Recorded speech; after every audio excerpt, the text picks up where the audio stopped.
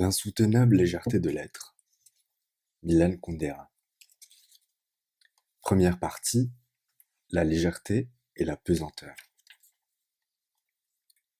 L'éternel retour est une idée mystérieuse, et avec elle, Nietzsche a mis bien des philosophes dans l'embarras. Penser qu'un jour, tout se répétera comme nous l'avons déjà vécu, et que même cette répétition se répétera encore indéfiniment. Que veut dire ce mythe loufoque ? Le mythe de l'éternel retour affirme, par la négation, que la vie qui disparaît, une fois pour toutes, qui ne revient pas, est semblable à une ombre, et sans poids, est morte d'avance. Et fût-elle atroce, belle, splendide, cette atrocité, cette beauté, cette splendeur ne signifie rien.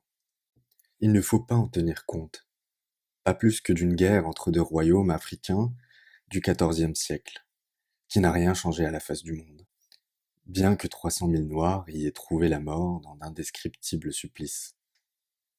Cela changera-t-il quelque chose à la guerre entre deux royaumes africains du XIVe siècle si elle se répète un nombre incalculable de fois dans l'éternel retour ? Oui. Elle deviendra un bloc qui se dresse et perdure, et sa stupidité sera sans rémission. Si la Révolution française devait éternellement se répéter, l'historiographie française serait moins fière de Robespierre. Mais comme elle parle d'une chose qui ne reviendra pas, les années sanglantes ne sont plus que des mots, des théories, des discussions. Elles sont plus légères qu'un duvet. Elles ne font pas peur. Il y a une infinie différence entre un Robespierre qui n'est apparu qu'une seule fois dans l'histoire et un Robespierre qui reviendrait éternellement couper la tête aux Français. Disons donc que l'idée de l'éternel retour désigne une perspective où les choses ne nous semblent pas telles que nous les connaissons. Elles nous apparaissent sans la circonstance atténuante de leur fugacité. Cette circonstance atténuante nous empêche en effet de prononcer un quelconque verdict. Peut-on condamner ce qui est éphémère ? Les nuages orangés du couchant éclairent toute chose du charme de la nostalgie, même la guillotine. Il n'y a pas longtemps, je me suis surpris dans une sensation incroyable en feuilletant un livre sur Hitler. J'étais ému devant certaines de ses photos. Elles me rappelaient le temps de mon enfance. Je l'ai vécu pendant la guerre.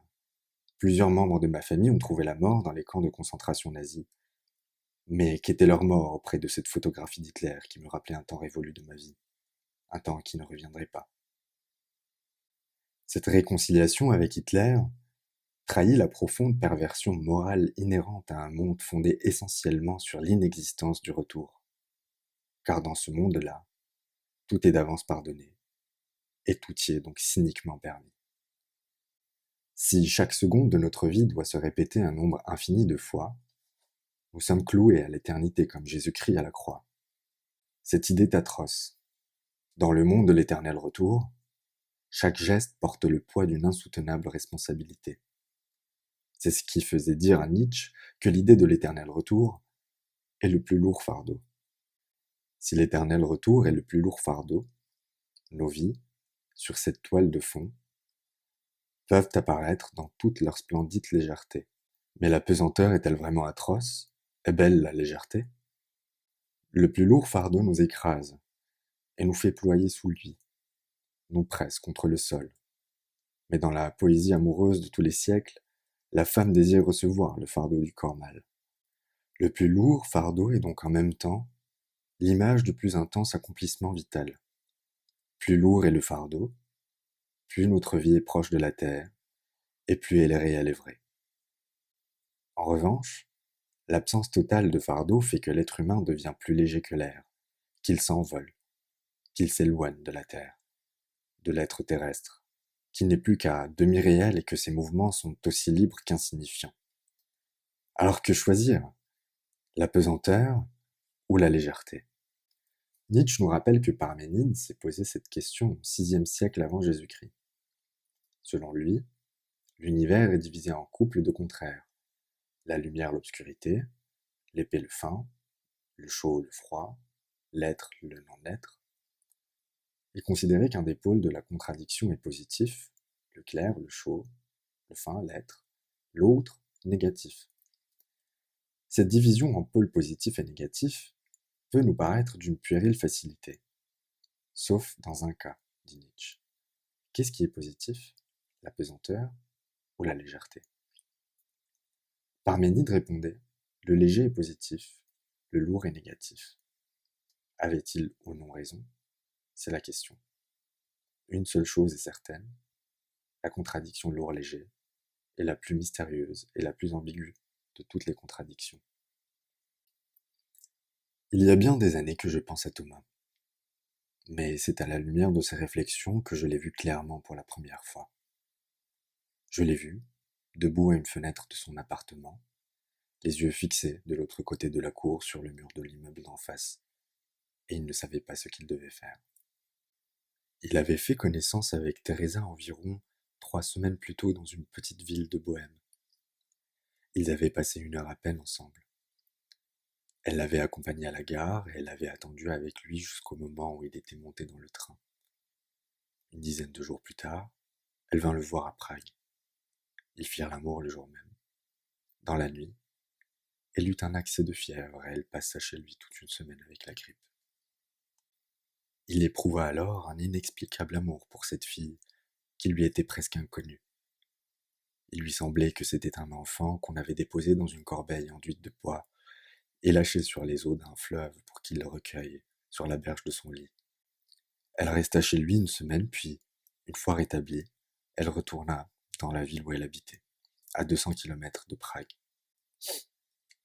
Et c'est ici que se situe le moment dont je viens de parler, et où je vois la clé de la vie de Thomas. Il est debout à la fenêtre, les yeux fixés de l'autre côté de la cour, sur le mur de l'immeuble d'en face, et il réfléchit. Faut-il lui proposer de venir s'installer à Prague? Cette responsabilité l'effraie. Qu'il l'invite chez lui maintenant, elle viendra le rejoindre pour lui offrir toute sa vie. Ou bien faut-il renoncer? Dans ce cas, Teresa restera serveuse de brasserie dans un trou de province, et il ne la reverra jamais. Veut-il qu'elle le rejoigne? Oui ou non? Il regarde dans la cour, les yeux fixés sur le mur d'en face, et cherche une réponse. Il revient, encore et toujours, à l'image de cette femme couchée sur son divan. Elle ne lui a rappelé personne de sa vie d'autrefois. Ce n'était ni une maîtresse ni une épouse. C'était un enfant qu'il avait sorti d'une corbeille enduite de pois et qu'il avait posé sur la berge de son lit. Elle s'était endormie. Il s'agenouilla près d'elle. Son haleine fiévreuse s'accélérait et il entendit un faible gémissement. Il pressa son visage contre le sien et lui chuchota des mots rassurants dans son sommeil. Au bout d'un instant, il lui sembla qu'elle respirait plus calmement et que son visage se soulevait machinalement vers le sien. Il sentait à ses lèvres l'odeur un peu âcre de la fièvre et il l'aspirait comme s'il avait voulu s'imprégner de l'intimité de son corps. Alors il imagina qu'elle était chez lui depuis de longues années et qu'elle était mourante. Soudain, il lui parut évident qu'il ne survivrait pas à sa mort. Il s'allongerait à côté d'elle pour mourir avec elle. Mu par cette vision, il enfouit son visage contre le sien dans l'oreiller et resta longtemps ainsi. À présent, il est debout à la fenêtre et il invoque cet instant. Qu'était-ce sinon l'amour qui était ainsi venu se faire connaître? Mais était-ce de l'amour? Il s'était persuadé qu'il voulait mourir à côté d'elle, et ce sentiment était manifestement excessif. Il la voyait alors pour la 2e fois de sa vie. N'était-ce pas plutôt la réaction hystérique d'un homme qui, comprenant en son fort intérieur son inaptitude à l'amour, commençait à se jouer à lui-même la comédie de l'amour?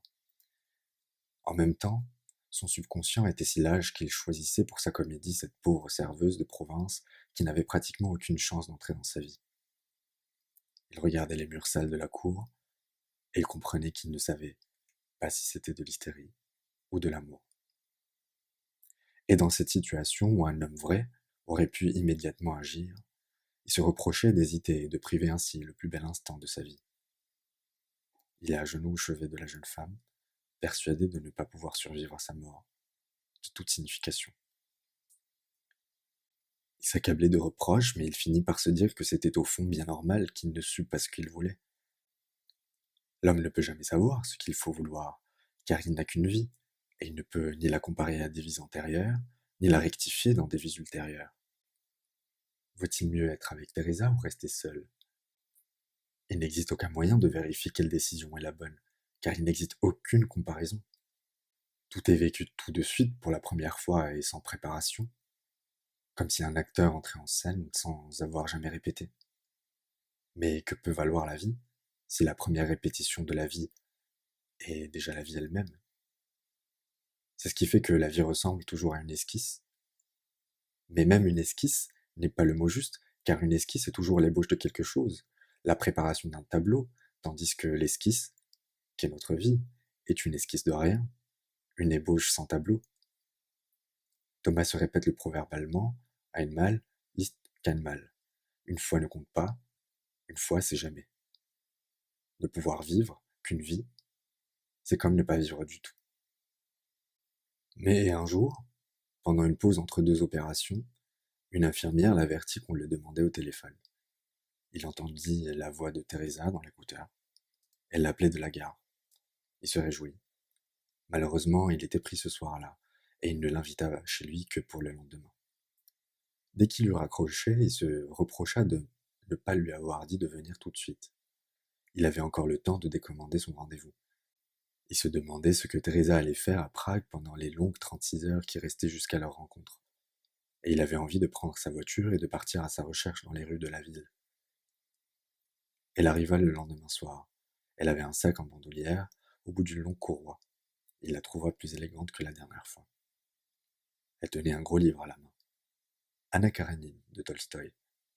Elle avait des façons joviales, un peu bruyantes même, et s'efforçait de lui montrer qu'elle était passée tout à fait par hasard à cause d'une circonstance particulière. Elle était à Prague pour des motifs professionnels. Peut-être ses propos étaient très vagues, en quête d'un nouvel emploi. Ensuite, ils se retrouvèrent allongés côte à côte, nus et épuisés sur le divan. Il faisait déjà nuit. Il lui demanda où elle allait loger. Il voulait la raccompagner en voiture. Elle répondit d'un air gêné qu'elle allait se chercher un hôtel et qu'elle avait déposé sa valise à la consigne. La veille encore, il craignait qu'elle ne vînt lui offrir toute sa vie s'il l'invitait chez lui à Prague. Maintenant, en l'entendant lui annoncer que sa valise était à la consigne, il se dit qu'elle avait mis sa vie dans sa valise et qu'elle l'avait déposée dans la gare avant de la lui offrir. Il monta avec elle dans sa voiture en stationnement devant l'immeuble, alla à la gare, retira la valise. Elle était grosse et énormément lourde, et la ramena chez lui avec Teresa. Comment se fait-il qu'il se soit décidé si vite, alors qu'il avait hésité pendant près de 15 jours, et qu'il ne lui avait pas envoyé une carte postale? Il en était lui-même surpris. Il agissait contre ses principes. Voici 10 ans, quand il avait divorcé d'avec sa première femme, il avait vécu son divorce dans une atmosphère de liesse, comme d'autres célèbrent leur mariage. Il avait alors compris qu'il n'était pas né pour vivre aux côtés d'une femme, quelle qu'elle fût, et qu'il ne pouvait être vraiment lui-même que célibataire. Il s'efforçait donc soigneusement d'agencer le système de sa vie de telle sorte qu'une femme ne pût jamais venir s'installer chez lui avec une valise. Aussi n'avait-il qu'un divan. Bien que ce fût un assez large divan, il affirmait à ses compagnes qu'il était incapable de s'endormir près de quelqu'un d'autre sur une couche commune, et il les reconduisait toutes chez elle après minuit.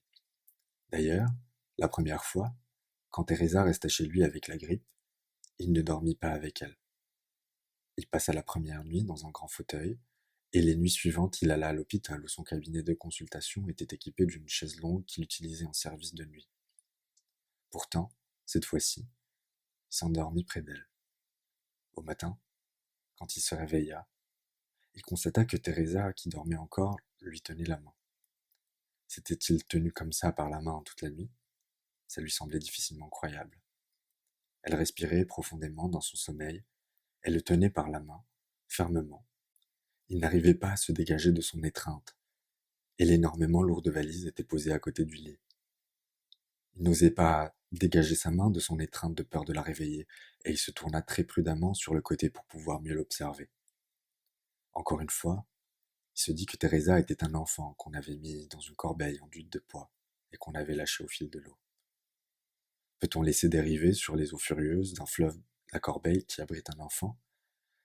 Si la fille de Pharaon n'avait pas retiré des eaux la corbeille du petit Moïse, il n'y aurait pas eu l'Ancien Testament et toute notre civilisation.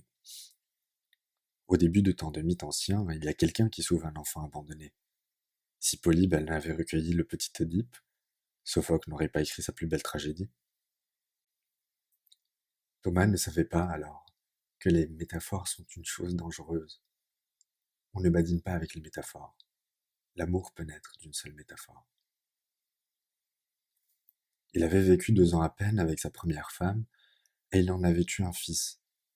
Dans le jugement du divorce, le juge confia l'enfant à la mère et condamna Thomas à leur verser le tiers de son salaire. Il lui garantit en même temps qu'il pourrait voir son fils 2 fois par mois. Mais chaque fois qu'il devait aller le voir, la mère remettait le rendez-vous. S'il leur avait fait de somptueux cadeaux, il aurait certainement pu le voir plus facilement. Il comprit qu'il devait payer à la mère l'amour de son fils, et payer d'avance. Il s'imaginait voulant plus tard inculquer à son fils ses idées qui étaient en tout point opposées à celles de la mère. Rien que d'y penser, il en était déjà fatigué. Un dimanche où la mère l'avait encore une fois empêché à la dernière minute de sortir avec son fils, il décida qu'il ne le verrait plus jamais de sa vie. D'ailleurs, pourquoi ne se serait-il attaché à cet enfant plutôt qu'à un autre? Il n'était lié à lui par rien, sauf par une nuit imprudente.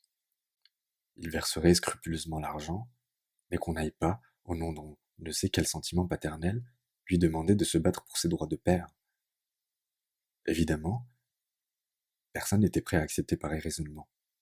Ses propres parents le condamnèrent et déclarèrent que si Thomas refusait de s'intéresser à son fils, eux-mêmes, les parents de Thomas, cesseraient aussi de s'intéresser au leur. Aussi continuaient-ils d'entretenir avec leur bru des rapports d'une ostentatoire cordialité, se vantant auprès de leur entourage de leur attitude exemplaire et de leur sens de la justice. En peu de temps, il réussit donc à se débarrasser d'une épouse, d'un fils, d'une mère et d'un père. Ne lui en restait en héritage que la peur des femmes. Il les désirait mais les craignait. Entre la peur et le désir, il fallait y trouver un compromis. C'est ce qu'il appelait l'amitié érotique. Il affirmait à ses maîtresses: seule une relation exempte de sentimentalité, où aucun des partenaires ne s'arroge de droit sur la vie et la liberté de l'autre, peut apporter le bonheur à tous les deux.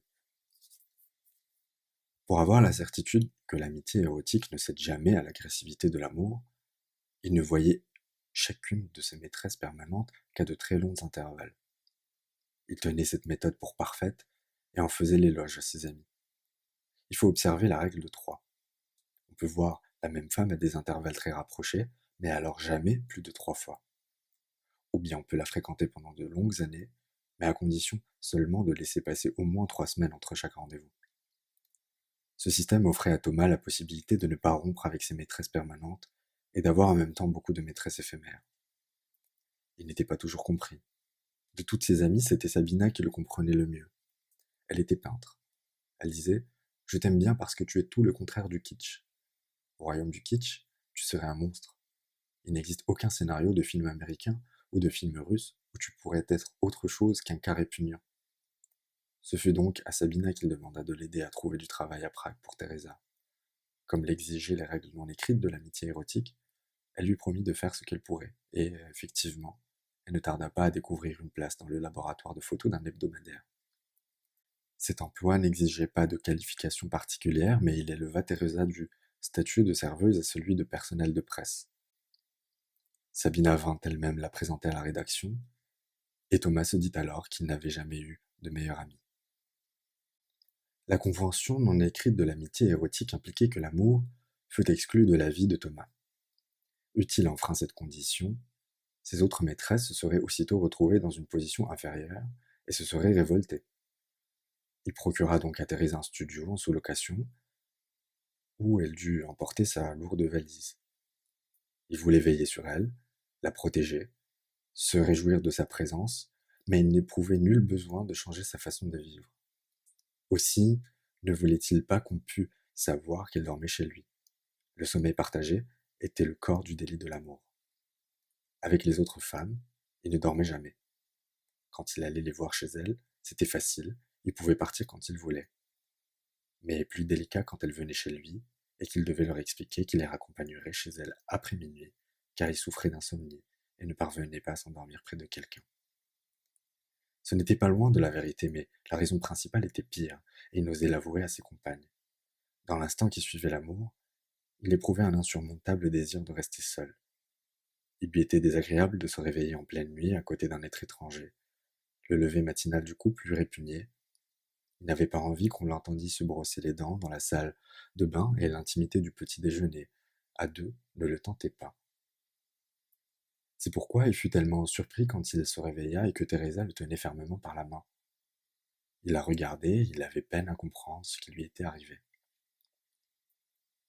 Il évoquait les heures qui venaient de s'écouler, et croyait respirer le parfum d'un bonheur inconnu. Depuis, tous deux se réjouissaient d'avance du sommeil partagé. Je serais presque tenté de dire que pour eux, le but de l'acte d'amour n'était pas la volupté, mais le sommeil qui lui succédait. Elle, surtout, ne pouvait dormir sans lui.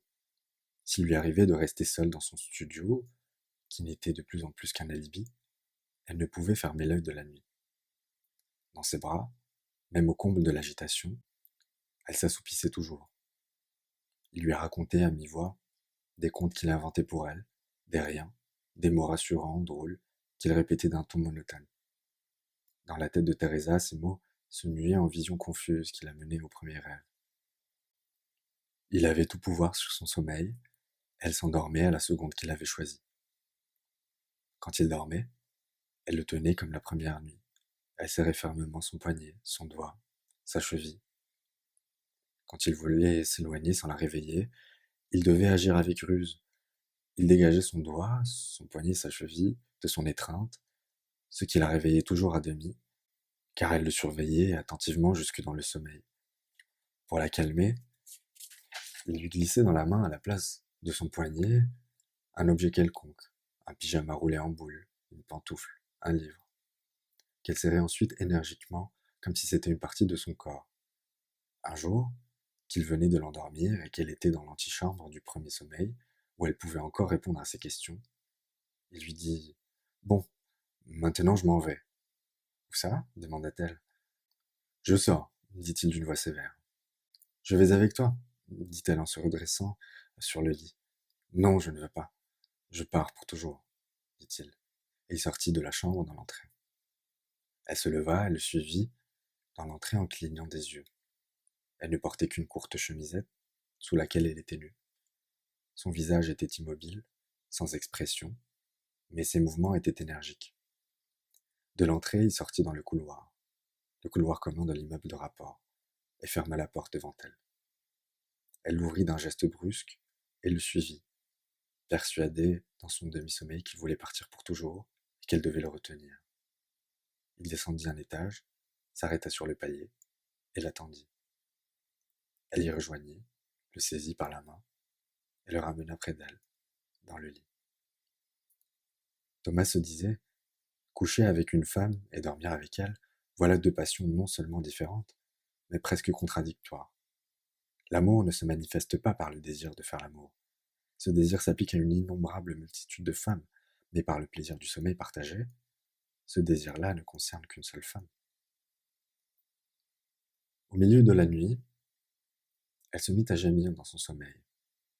Thomas la réveilla, mais en apercevant son visage, elle dit avec haine « Va-t'en, va-t'en !» Puis elle raconta son rêve. Ils étaient tous les deux, quelque part avec Sabina, dans une chambre immense. Il y avait un lit au milieu, on aurait dit la scène d'un théâtre. Thomas lui ordonna de rester dans un coin, et il fit l'amour devant elle avec Sabina. Elle regardait, et ce spectacle lui causait une souffrance insupportable. Pour étouffer la douleur de l'âme, sous la douleur physique, elle s'enfonçait des aiguilles sous les ongles. Ça faisait atrocement mal, dit-elle, en serrant les poings, comme si ses mains avaient été réellement meurtries. Il la prit dans ses bras et, lentement, elle n'en finissait pas de trembler. Elle s'endormit dans son étreinte.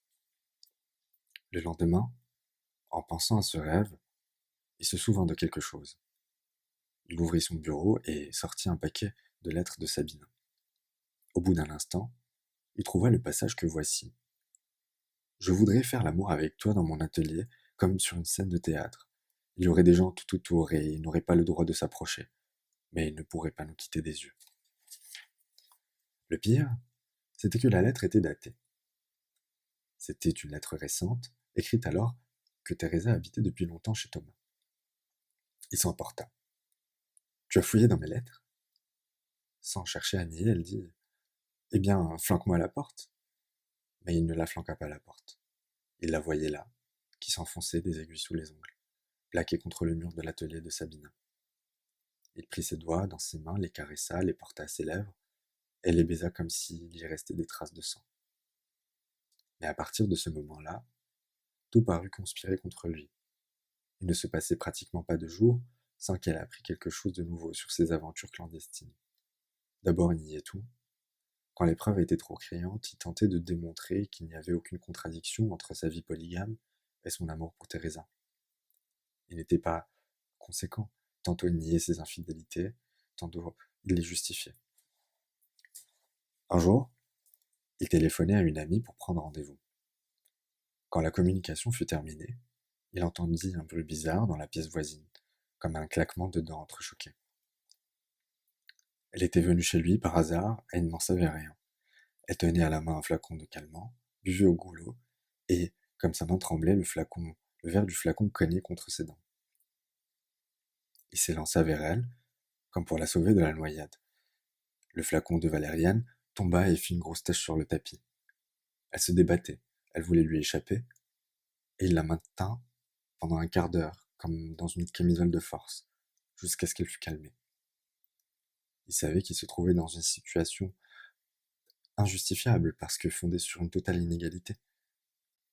Bien avant qu'il n'eût découvert sa correspondance avec Sabina, ils étaient allés ensemble dans un cabaret avec quelques amis. Ils célébraient la nouvelle place de Teresa. Elle avait quitté le laboratoire de photos et était devenue photographe en magazine. Comme il n'aimait pas danser, un de ses jeunes collègues de l'hôpital s'occupait de Teresa. Il glissait magnifiquement sur la piste et Teresa paraissait plus belle que jamais. Il était stupéfait de voir avec quelle précision et quelle docilité elle devançait d'une fraction de seconde la volonté de son partenaire. Cette danse semblait proclamer que son dévouement, son ardent désir de faire ce qu'elle lisait dans les yeux de Thomas n'était pas nécessairement lié à la personne de Thomas, mais était prêt à répondre à l'appel de n'importe quel homme qu'elle eût rencontré. Il n'était rien de plus facile que d'imaginer Teresa et ce jeune collègue amant. C'était même cette facilité avec laquelle il pouvait les imaginer ainsi qui le blessait. Le corps de Teresa était parfaitement pensable dans l'étreinte amoureuse avec n'importe quel corps mâle, et cette idée le mit de mauvaise humeur. Tard dans la nuit, quand ils furent de retour, il lui avoua qu'il était jaloux. Cette absurde jalousie, née d'une possibilité toute théorique, était la preuve qu'il tenait sa fidélité pour une condition sine qua non. Mais alors, comment pouvait-il lui en vouloir d'être jalouse de ses maîtresses tout à fait réelles? Le jour, elle s'efforçait, mais sans y parvenir vraiment, de croire ce que disait Thomas et d'être gaie comme elle l'avait toujours été jusqu'ici. Mais la jalousie, domptée le jour, se manifestait encore plus violemment dans ses rêves qui s'achevaient toujours par un gémissement qui ne pouvait être interrompu qu'en la réveillant. Ces rêves se répétaient comme des thèmes à variation ou comme les épisodes d'un feuilleton télévisé. Un rêve qui revenait souvent, par exemple, c'était le rêve des chats qui lui sautaient au visage et lui plantaient leurs griffes dans la peau. À vrai dire, ce rêve peut facilement s'expliquer. En tchèque, chat est une expression d'argot qui désigne une jolie fille. Teresa se sentait menacée par les femmes, par toutes les femmes. Toutes les femmes étaient les maîtresses potentielles de Thomas. Elle en avait peur. Dans un autre cycle de rêves, on l'envoyait à la mort. Une nuit, qu'il l'avait réveillée hurlante de terreur, elle lui raconta ce rêve. C'était une grande piscine couverte. On était une vingtaine, rien que des femmes. On était toutes complètement nues et on devait marcher au pas autour du bassin. Il y avait un grand panier suspendu sous le plafond et dedans il y avait un type. Il portait un chapeau à large bord qui dissimulait son visage. Mais je savais que c'était toi. Tu nous donnais des ordres, tu criais. Il fallait qu'on chante en défilant et qu'on fléchisse les genoux. Quand une femme ratait sa flexion, tu lui tirais dessus et avec un revolver et elle tombait morte dans le bassin. À ce moment-là, toutes les autres éclataient de rire, elles se mettaient à chanter encore plus fort. Et toi, tu ne nous quittais pas des yeux, et si l'une d'entre nous faisait un mouvement de travers, tu la battais. Le bassin était plein de cadavres qui flottaient au ras de l'eau. Et moi, je savais que je n'avais plus la force de faire ma prochaine flexion, et que tu allais me tuer. Le troisième cycle de rêve racontait ce qui lui arrivait, une fois morte. Elle gisait dans un corbillard, grand comme un camion de déménagement. Autour d'elle, il n'y avait que des cadavres de femmes. Il y en avait tellement qu'il fallait laisser la porte arrière ouverte et que des jambes dépassaient. Teresa hurlait. Voyons, je ne suis pas morte. J'ai encore toutes mes sensations. Nous aussi, on a toutes nos sensations, ricanaient les autres cadavres. Elles avaient exactement le même rire que les femmes vivantes, qui lui disaient autrefois avec plaisir qu'elle aurait les dents gâtées, les ovaires malades et des rides, et que c'était tout à fait normal puisqu'elle avait, elles aussi, les dents gâtées, les ovaires malades et des rides. Avec le même rire, elle lui expliquait maintenant qu'elle était morte et que tout était en ordre. Tout à coup, elle eut envie de faire pipi. Elle s'écria: Mais puisque j'ai envie de faire pipi, c'est la preuve que je suis pas morte. De nouveau, elles rirent aux éclats. C'est normal que tu aies envie de faire pipi. Toutes ces sensations te resteront encore longtemps. C'est comme les gens qu'on a amputés d'une main, ils la sentent encore longtemps après. Nous autres, on n'a plus d'urine, et pourtant, on a toujours envie de pisser. Teresa se serrait contre Thomas dans le lit, et elle me tutoyait toute, comme si elle me connaissait depuis toujours, comme si c'était mes camarades et moi, j'avais peur d'être obligé de rester avec elle pour toujours. Toutes les langues issues du latin forment le mot compassion avec le préfixe com et la racine patio, qui, originellement, signifie souffrance. Dans d'autres langues, par exemple en tchèque, en polonais, en allemand, en suédois, ce mot se traduit par un substantif formé avec un préfixe équivalent, suivi du mot sentiment. En tchèque, sou, si. En polonais, spol, tuti. En allemand, mit, gefühl. En suédois, med, känsla. Dans les langues dérivées du latin, le mot compassion signifie que l'on ne peut regarder d'un cœur froid la souffrance d'autrui. Autrement dit, on a de la sympathie pour celui qui souffre. Un autre mot, qui a à peu près le même sens, pitié, en anglais pity, en italien pietà, suggère même une sorte d'indulgence envers l'être souffrant. Avoir de la pitié pour une femme, c'est être mieux loti qu'elle, c'est s'incliner, s'abaisser jusqu'à elle. C'est pourquoi le mot compassion inspire généralement la méfiance. Il désigne un sentiment considéré comme de second ordre qui n'a pas grand-chose à voir avec l'amour. Aimer quelqu'un par compassion, ce n'est pas l'aimer vraiment. Dans les langues qui forment le mot compassion, non pas avec la racine patio, souffrance, mais avec le substantif sentiment, le mot est employé à peu près dans le même sens, mais on peut difficilement dire qu'il désigne un sentiment mauvais ou médiocre. La force secrète de son étymologie baigne le mot d'une autre lumière et lui donne un sens plus large. Avoir de la compassion, co-sentiment, c'est pouvoir vivre avec l'autre son malheur, mais aussi sentir avec lui n'importe quel autre sentiment. La joie, l'angoisse, le bonheur, la douleur.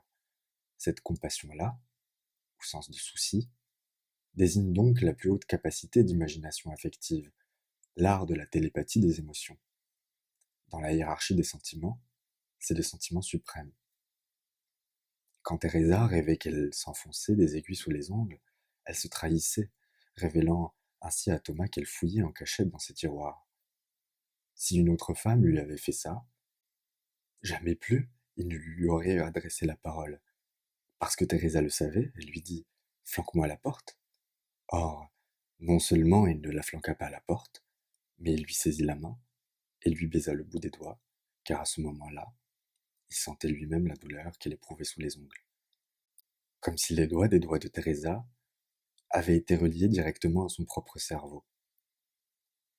Celui qui ne possède pas le don diabolique de la compassion, co-sentiment, ne peut que condamner froidement le comportement de Teresa, car la vie privée de l'autre est sacrée, et on n'ouvre pas les tiroirs où il range sa correspondance personnelle. Mais parce que la compassion était devenue le destin ou la malédiction de Thomas, il lui semblait que c'était lui-même qui s'était alors agenouillé devant le tiroir ouvert de son bureau et qui ne parvenait pas à détacher les yeux des phrases tracées de la main de Sabina. Il comprenait Teresa, et non seulement il était incapable de lui en vouloir, mais il l'en aimait davantage. De plus en plus, elle avait des gestes brusques et incohérents. Voilà 2 ans qu'elle avait découvert ses infidélités, et tout allait de mal en pis. C'était sans issue. Comment? Ne pouvait-il en finir avec ses amitiés érotiques? Non, ça l'aurait déchiré. Il n'avait pas la force de maîtriser son appétit d'autres femmes, et puis, ça lui paraissait inutile. Nul ne savait mieux que lui que ses aventures ne faisaient courir aucun risque à Teresa. Pourquoi s'en serait-il privé? Cette éventualité lui semblait tout aussi absurde que de renoncer à aller au match de football. Mais pouvait-on encore parler de plaisir? Dès qu'il partait rejoindre une de ses maîtresses, il éprouvait de l'aversion pour elle, et il se jurait qu'il la verrait pour la dernière fois. Il avait l'image de Teresa devant les yeux, et il fallait vite qu'il se saoule pour ne plus penser à elle.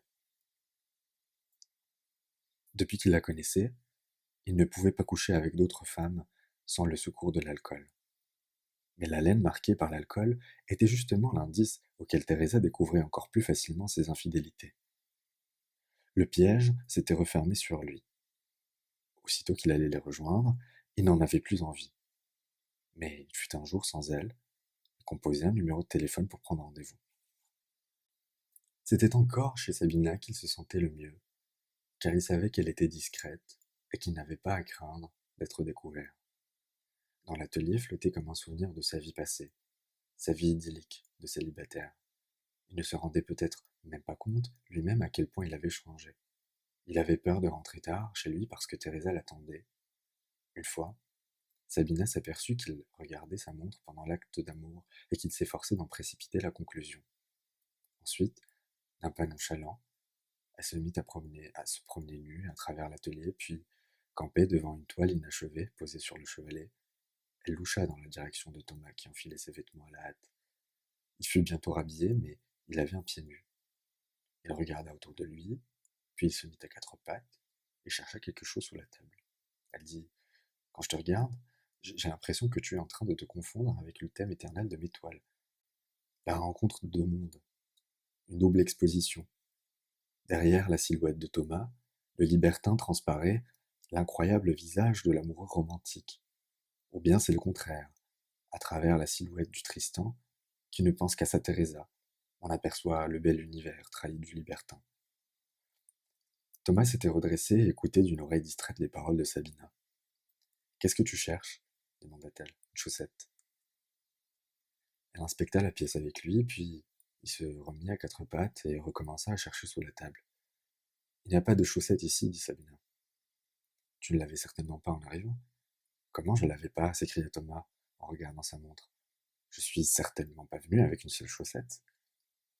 Ce n'est pas exclu. Tu es follement distrait depuis quelque temps. Tu es toujours pressé, tu regardes ta montre, alors ça n'a rien d'étonnant que tu oublies de mettre une chaussette. Il était déjà résolu à enfiler sa chaussure, même son pied nu. Il fait froid dehors, dit Sabina, je vais te chercher un bas. Elle lui tendit un long bas blanc résille à la dernière mode. Il savait fort bien que c'était une vengeance. Elle avait caché sa chaussette pour le punir d'avoir regardé sa montre pendant l'amour. Avec le froid qu'il faisait, il ne lui restait plus qu'à se soumettre. Il rentra chez lui, et il avait une chaussette à une jambe, à l'autre un bas blanc de femme roulé sur sa cheville. Sa situation était sans issue. Aux yeux de ses maîtresses, il était marqué du sceau infamant de son amour pour Teresa, aux yeux de Teresa, du sceau infamant de ses aventures avec ses maîtresses. Pour apaiser sa souffrance, il l'épousa. Ils purent enfin résilier la sous-location, elle n'habitait plus dans le studio depuis longtemps, et il lui procura un petit chiot. La mère était le Saint-Bernard d'un collègue de Thomas. Le père était le chien loup du voisin. Personne ne voulait des petits bâtards et son collègue avait mal au cœur à l'idée de les tuer.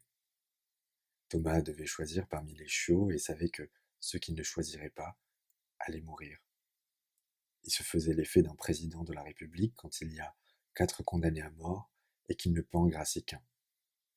Finalement, il choisit l'un des chiots, une femelle qui semblait avoir le corps du chien loup et dont la tête rappelait sa mère, Saint-Bernard.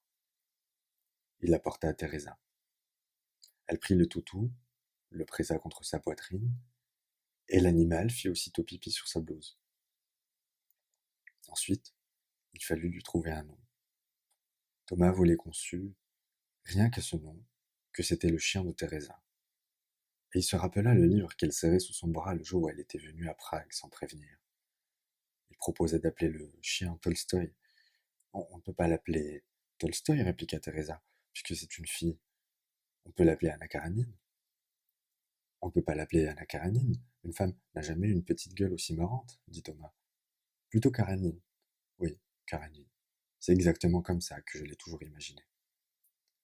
Est-ce que ça ne va pas perturber sa sexualité de l'appeler Karenine? Il est possible, dit Thomas, qu'une chienne que ses maîtres appellent toujours d'un nom de chien ait des tendances lesbiennes. Le plus curieux, c'est que la prévision de Thomas se réalisa.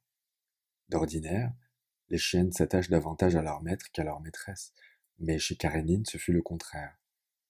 Il décida de s'éprendre de Teresa. Thomas, lui, en était reconnaissant. Il lui caressait la tête et lui disait « Tu as raison, Karénine, c'est exactement ce que j'attendais de toi. Puisque je n'y arrive pas tout seul, il faut m'aider. » Mais même avec l'aide de Karénine, il n'arriva pas à la rendre heureuse. Il le comprit une dizaine de jours après l'occupation de son pays par les chars russes. On était en août 1968. Le directeur d'une clinique de Zurich, dont Thomas avait fait la connaissance pendant un colloque international, lui téléphonait tous les jours de là-bas. Il tremblait pour Thomas et lui offrait un poste. Si Thomas refusait, sans hésitation, l'offre du médecin suisse, c'était à cause de Teresa. Il pensait qu'elle ne voudrait pas partir. D'ailleurs, elle passa les 7 premiers jours de l'occupation dans une sorte de transe qui ressemblait presque à du bonheur. Elle était dans la rue, avec un appareil photographique et distribuait ses pellicules aux journalistes étrangers qui se battaient pour en avoir. Un jour, qu'elle s'était montrée trop téméraire et qu'elle avait photographié de près un officier qui pointait son revolver sur des manifestants, elle fut appréhendée et on lui fit passer la nuit au quartier général russe. On menaça de la fusiller, mais dès qu'elle fut relâchée, elle retourna dans les rues prendre des photos. Aussi, quelle ne fut pas la surprise de Thomas quand elle lui dit, le 10e jour de l'occupation, « Au fond, pourquoi est-ce que tu ne veux pas aller en Suisse? Et pourquoi est-ce que j'irai? Ici, ils ont des comptes à régler avec toi. » « Avec qui n'en ont-ils pas? » répliqua Thomas avec un geste résigné. « Mais dis-moi, tu pourrais vivre à l'étranger? Et pourquoi pas? Après t'avoir vu prête à sacrifier ta vie pour ce pays, je me demande comment tu pourrais le quitter maintenant. » Depuis que Dubček est entré, tout a changé, dit Teresa. C'était vrai. L'euphorie générale n'avait duré que les 7 premiers jours de l'occupation. Les hommes d'État tchèques avaient été emmenés par l'armée russe comme des criminels. Personne ne savait où ils étaient. Tout le monde tremblait pour leur vie. Et la haine des Russes étourdissait comme un alcool. C'était la fête enivrante de la haine.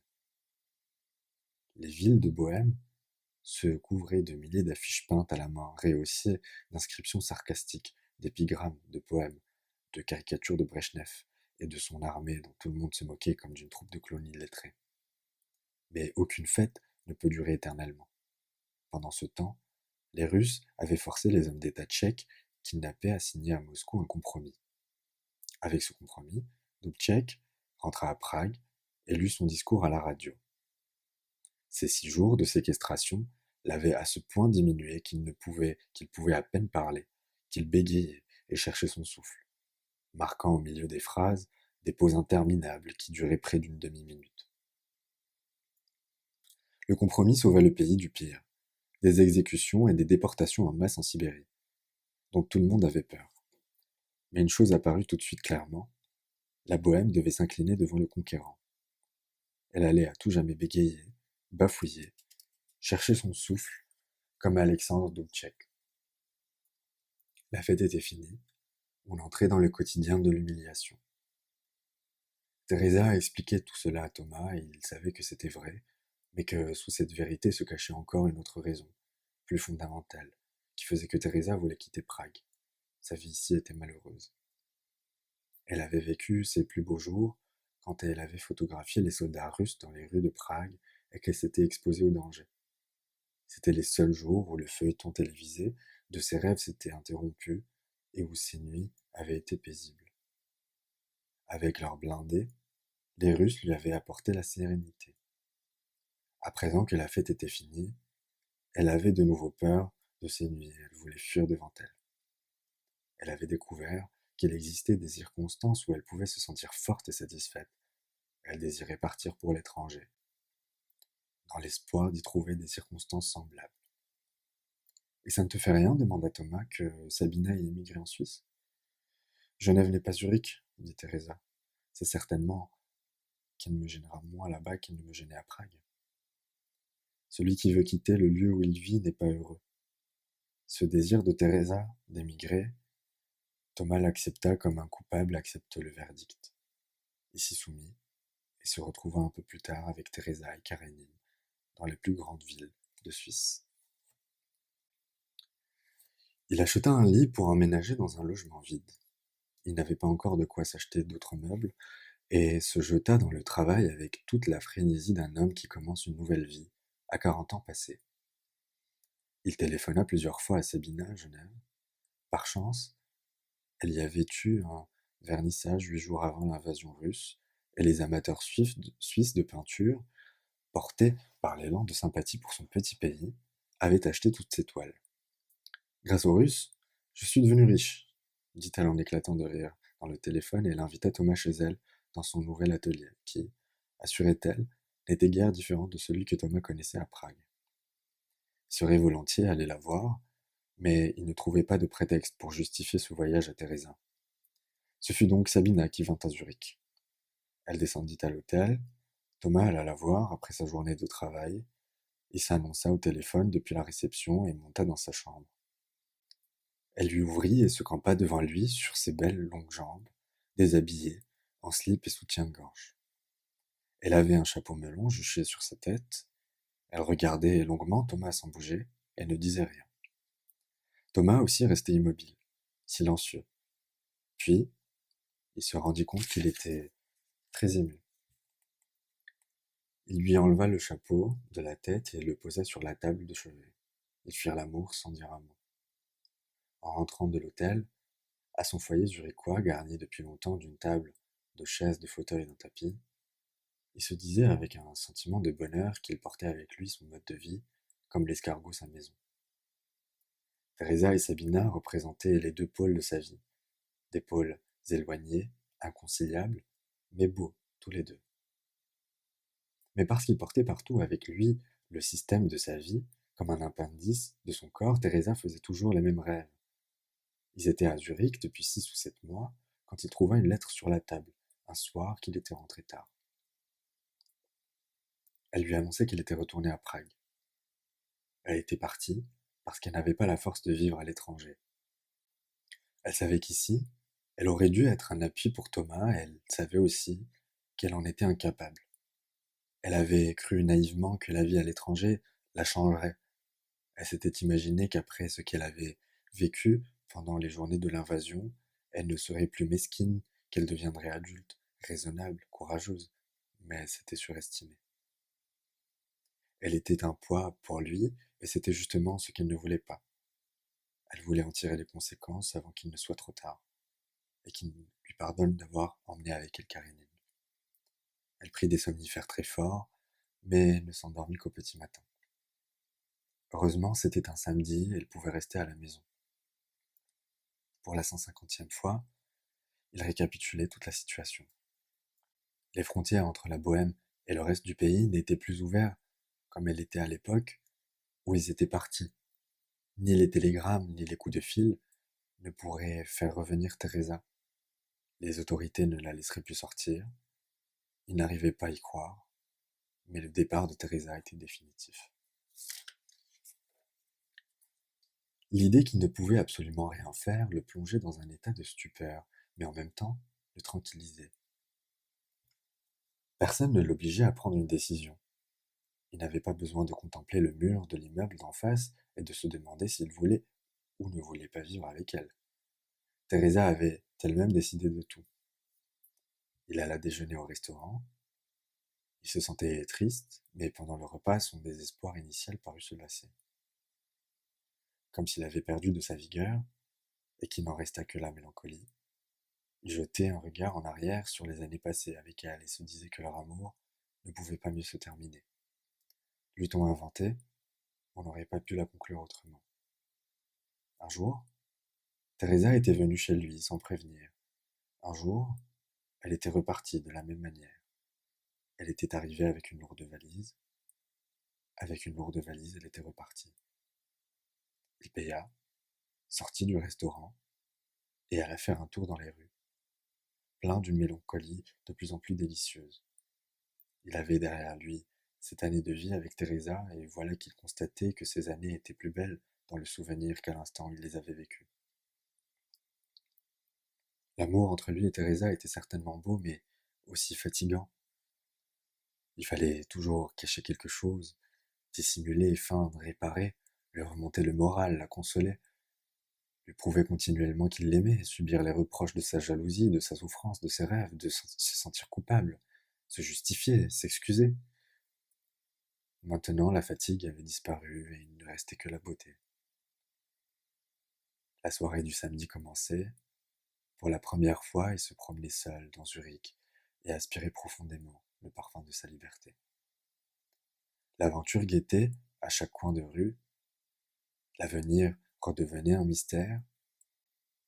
Il revenait à sa vie de célibataire, cette vie à laquelle il était certain autrefois d'être destiné, car c'était la seule où il pouvait être tel qu'il était vraiment. Il avait vécu enchaîné à Teresa pendant 7 ans. Elle avait suivi du regard chacun de ses pas. C'était comme si elle lui avait attaché des boulets aux chevilles. À présent, son pas était soudain beaucoup plus léger. Il planait presque. Il se trouvait dans l'espace magique de Parménide. Il savourait la douce légèreté de l'être. Avait-il envie de téléphoner à Genève, à Sabina, de contacter une de ces femmes de Zurich dont il avait fait la connaissance au cours de ces derniers mois? Non, il n'en avait pas la moindre envie. Dès qu'il se retrouvait avec une autre, il le savait, le souvenir de Teresa lui causerait une insoutenable douleur.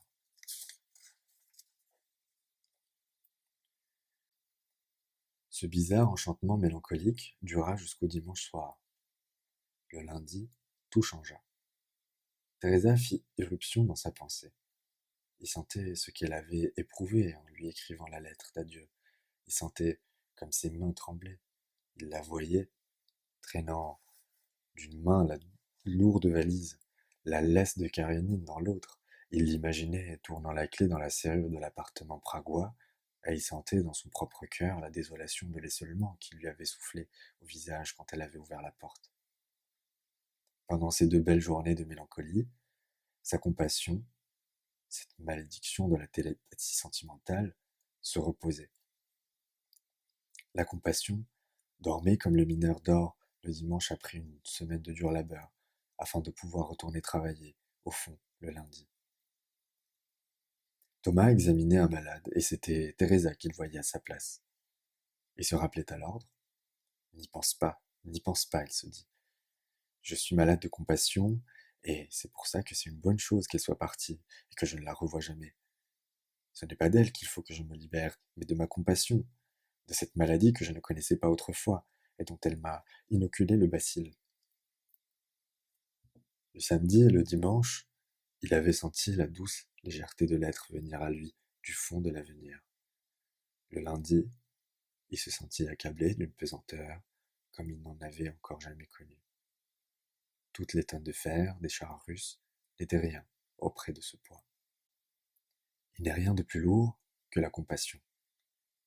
Même notre propre douleur n'est pas aussi lourde que la douleur qu'on ressentit avec un autre, pour un autre, à la place d'un autre, multipliée par l'imagination, prolongée dans des centaines d'échos. Il se morigénait, s'intimait l'ordre de ne pas céder à la compassion, et la compassion l'écoutait en baissant la tête, comme un coupable. La compassion savait qu'elle abusait de ses droits, mais s'obstinait discrètement, ce qui fait que 5 jours après le départ de Teresa, Thomas annonça au directeur de la clinique, celui-là même qui lui téléphonait tous les jours à Prague après l'invasion russe, qu'il devait rentrer immédiatement. Il avait honte. Il savait que le directeur trouverait sa conduite irresponsable et impardonnable. Il avait 1000 fois envie de tout lui confier et de lui parler de Teresa et de la lettre qu'elle lui avait laissée sur la table. Mais il n'en fit rien. Un médecin suisse aurait pu voir dans la façon d'agir de Teresa qu'un comportement hystérique et déplaisant. Et Thomas ne voulait pas permettre qu'on pût penser du mal de Teresa. Le directeur était vraiment froissé. Thomas haussa les épaules et dit « Es muss sein, es muss sein ». C'était une allusion. Le dernier mouvement, dernier quatuor de Beethoven, est composé sur ces deux motifs. Pour que le sens de ces mots soit absolument clair, Beethoven a inscrit en tête du dernier mouvement les mots Der schwer gefasst Entschluss, la décision gravement pesée. Par cette allusion à Beethoven, Thomas se trouvait déjà auprès de Teresa, car c'était elle qui l'avait forcé à acheter les disques des quatuors et des sonates de Beethoven. Cette allusion était d'ailleurs plus opportune qu'il ne l'imaginait, car le directeur était mélomane. Avec un sourire serein, il dit doucement, imitant de la voix la mélodie de Beethoven, « Muss es sein » ? Le faut-il ? Thomas dit encore une fois, « Oui, il le faut. Ja, es muss sein ». À la différence de Parménide, Beethoven semblait considérer la pesanteur comme quelque chose de positif. La décision gravement pesée est associée à la voix du destin. Es muss sein. La pesanteur, la nécessité et la valeur sont trois notions intrinsèquement liées. N'est grave que ce qui est nécessaire, n'a de valeur que ce qui pèse. Cette conviction est née de la musique de Beethoven et bien qu'il soit possible, sinon probable, que la responsabilité en incombe plutôt aux exégètes de Beethoven qu'au compositeur lui-même. Nous la partageons tous, plus ou moins aujourd'hui. Pour nous, ce qui fait la grandeur de l'homme, c'est qu'il porte son destin comme Atlas, porté sur ses épaules la voûte du ciel. Le héros beethovenien est un haltérophile, soulevant des points métaphysiques. Thomas roulait vers la frontière suisse et s'imagine que Beethoven en personne, morose et chevelu, dirigeait la fanfare des pompiers locaux et lui jouait pour son adieu à l'émigration une marche intitulée Es muss sein. Mais plus tard, après avoir franchi la frontière tchèque, il se trouva nez à nez avec une colonne de chars russes. Il dut stopper sa voiture à un carrefour et attendre une demi-heure qu'il soit passé. Un tankiste terrifiant vêtu d'un uniforme noir avait pris place au carrefour et réglé la circulation comme si toutes les routes de Bohême n'avaient appartenu qu'à lui. Es muss sein, il le faut, se répétait Thomas. Mais bientôt, il commença à en douter. Le fallait-il vraiment ? Oui. Il eût été insupportable de rester à Zurich et d'imaginer Teresa seule à Prague. Mais combien de temps eût-il été tourmenté par la compassion ? Toute la vie ? Toute une année ? Un mois ? Ou juste une semaine ? Comment pouvait-il le savoir ? Comment pouvait-il le vérifier ? En travaux pratiques de physique, n'importe quel collégien peut faire des expériences pour vérifier l'exactitude d'une hypothèse scientifique. Mais l'homme, parce qu'il n'a qu'une seule vie, n'a aucune possibilité de vérifier l'hypothèse par l'expérience, de sorte qu'il ne saura jamais s'il a eu tort ou raison d'obéir à son sentiment. Il en était là de ses réflexions quand il ouvrit la porte de l'appartement. Karénine lui sauta au visage, ce qui facilita l'instant des retrouvailles. L'envie de se jeter dans les bras de Teresa, cette envie qu'il éprouvait encore au moment où il était monté en voiture à Zurich, avait entièrement disparu. Il se faisait face, au milieu d'une plaine enneigée, et ils tremblaient tous deux de froid. Depuis le premier jour de l'occupation, les avions russes volaient toute la nuit dans le ciel de Prague.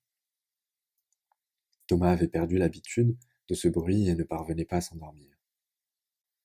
Il se tournait d'un côté, sur l'autre, près de Teresa endormie, et il pensait à ce qu'elle lui avait dit quelques années plus tôt, au milieu de propos insignifiants. Il parlait de son ami Z, et elle avait déclaré « Si je ne t'avais pas rencontré, j'en serais certainement tombée amoureuse. » Alors déjà, ces mots avaient plongé Thomas dans une étrange mélancolie. Il avait en effet brusquement compris que c'était tout à fait par hasard que Teresa s'était éprise de lui et non de son ami Z. Qu'en dehors de son amour réalisé pour Thomas, il existait au royaume du possible un nombre infini d'amours irréalisés pour d'autres hommes. Nous croyons tous qu'il est impensable que l'amour de notre vie puisse être quelque chose de léger, quelque chose qui ne pèse rien. Nous nous figurons que notre amour est ce qu'il devait être, que sans lui notre vie ne serait pas notre vie. Nous nous persuadons que Beethoven, en personne, morose et la crinière terrifiante, joue son Es muss sein pour notre grand amour. Thomas se souvenait de la remarque de Teresa sur son ami Z et constatait que l'histoire d'amour de sa vie ne reposait pas sur Es muss sein. Ça aurait pu très bien se passer autrement. 7 ans plus tôt, un cas difficile de méningite s'était déclaré par hasard à l'hôpital de la ville où habitait Teresa, et le chef du service où travaillait Thomas avait été appelé d'urgence en consultation. Mais, par hasard, le chef de service avait une sciatique. Il ne pouvait pas bouger, et il avait envoyé Thomas à sa place dans cet hôpital de province. Il y avait 5 hôtels dans la ville, mais Thomas était descendu, par hasard, dans celui où travaillait Teresa. Par hasard, il avait un moment à perdre avant le départ du train, et il était allé s'asseoir dans la brasserie. Teresa était de service par hasard, et servait par hasard la table de Thomas. Il avait donc fallu une série de 6 hasards pour pousser Thomas jusqu'à Teresa, comme si, laissé à lui-même, rien ne l'y eût conduit. Il était rentré en Bohême à cause d'elle. Une décision aussi fatale reposait sur un amour à ce point fortuit, qui n'aurait même pas existé si le chef de service n'avait pas eu une sciatique 7 ans plus tôt. Et cette femme, cette incarnation du hasard absolu, était maintenant couchée à côté de lui et respirait profondément dans son sommeil. Il était très tard. Thomas sentait qu'il commençait à avoir mal à l'estomac, comme ça lui arrivait dans les moments de détresse. La respiration de Teresa se changea 1 ou 2 fois en léger ronflement. Thomas n'éprouvait pas la moindre compassion. Il ne sentait qu'une chose, une pression au creux de l'estomac et le désespoir d'être rentré.